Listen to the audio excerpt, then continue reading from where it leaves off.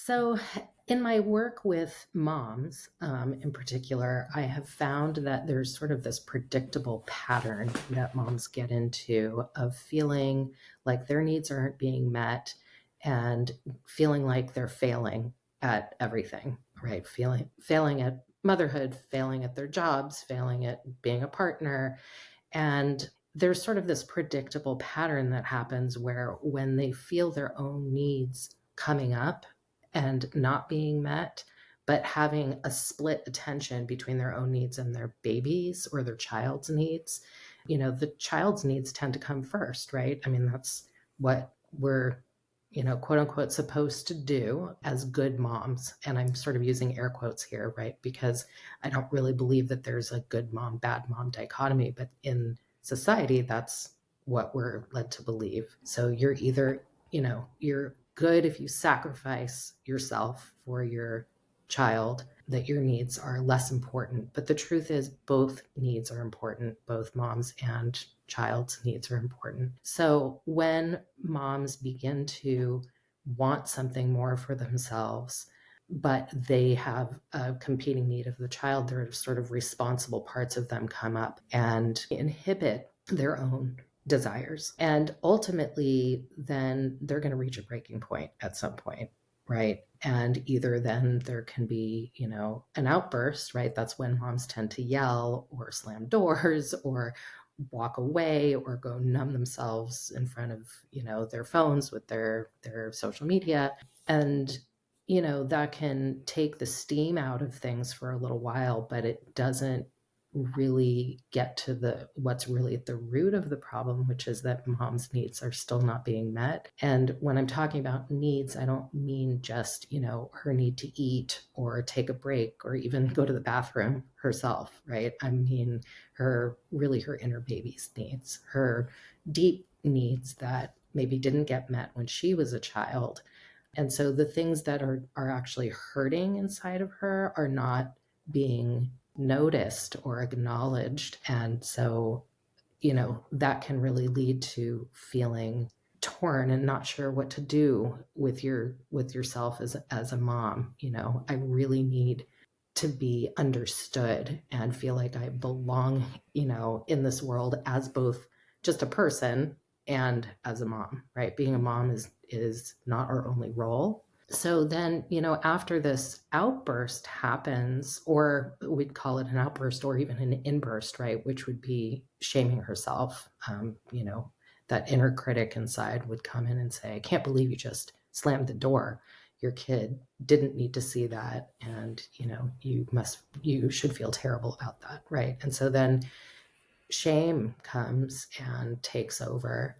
And at the same time, there's so much grief in motherhood around things not necessarily being the way that we'd hoped for or expected them to be or fantasized about.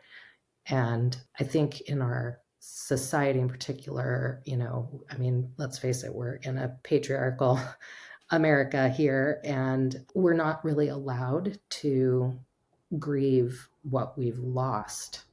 And, I'm not saying that to say that motherhood is terrible, right? I mean, I've got 3 kids and I adore them and I actually really love and enjoy being a mom, but there are lots of things that, I feel like I've had to sort of compromise about or give up as far as, my own wants and needs and my own identity in order to really be of service to them. And that's also a choice, right? So I think, it's sort of that loop of wanting, and then, you're inhibiting those feelings of your own needs in service of the baby's needs.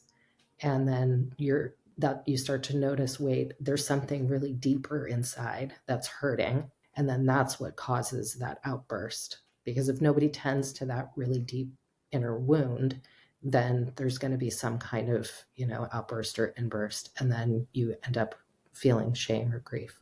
Mm. And then, if you don't interrupt that, it just keeps going and going. Yeah. Rebecca, I know that there's a whole group of moms out there listening right now going, you just explained my experience I perfectly. hope so. Yeah. Because I think so often There's so much shame and guilt around parenting, and we're talking about moms particularly today, so we can say mothering, Mhm. that I think people often keep these cycles to themselves very close. Yes. Yeah, there's so much shame. If you even speak out loud, and I'm going to call it a truth, that being a mom is hard, right? It's a job and it can be very hard. And if you say that out loud, then, I picture myself sort of scrunching into the corner, right? That because somebody outside might say to you, what being a mom is supposed to be the best job ever, and especially, I see this a lot also with moms who worked really hard to have kids, right, via IVF or something. And I've known moms who have tried for 10 years and then had a child, and it's very difficult, and then they feel so much shame because they should just love it, right? Yeah.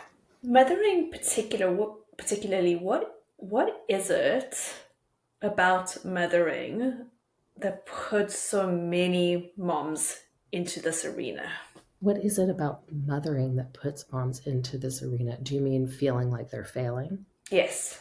Yeah. Well, I think it's a combination of things. It's, again, societal messages that, we should be doing mothering a certain way. And incidentally, I just saw this morning, because I was scrolling on Instagram myself, but It's it's okay. something like the pause effect, and it's about changing the paradigm around stay at home moms, and how there's just so much judgment around that, and that it's not a job just like anything else. And so she's trying to change how we think about that too, which I really appreciated. Mm-hmm.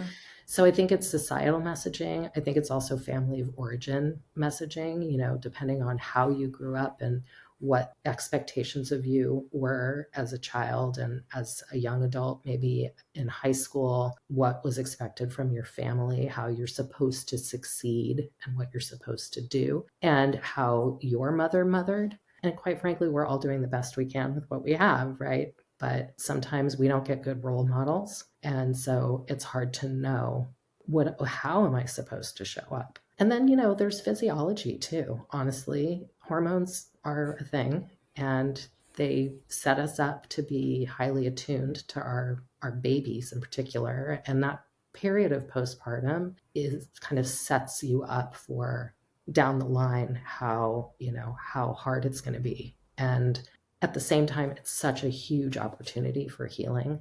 Motherhood, I feel like, is probably the most plastic time in a woman's life besides being born, and the most the most opportunistic time for healing. Rebecca, as we talk about healing, you had mentioned the wounded parts Mhm. within. Can we go back to that? Yeah. So the modality of therapy that I use the most, I would say, is internal family systems. And the reason that I love it is because it has a fundamental belief that we are all multiple. We contain multiple parts of ourselves that either protect us or they're wounded. So some parts are vulnerable and some parts are protectors. And the IFS is just very non-pathologizing.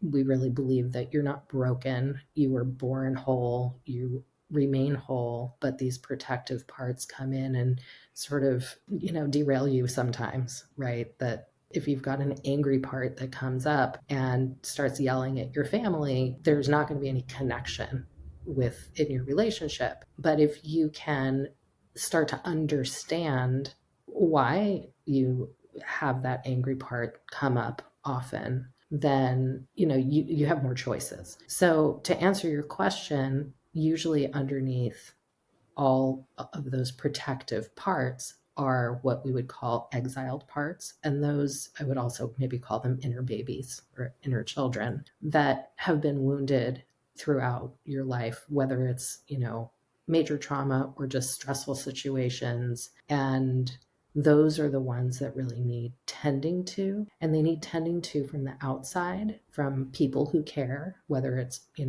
partners and friends and therapists and acupuncturists and anybody, but they also really need care from you. and your what IFS calls the self, which is with a capital S, and you could think of that like your true nature or Buddha nature, your soul, really, really truly who you are. And that's really where the ultimate care comes from. It doesn't mean that you don't seek care from relationships outside, but building a relationship with the parts of yourself that are hurting inside is really where the healing, the long-term healing comes.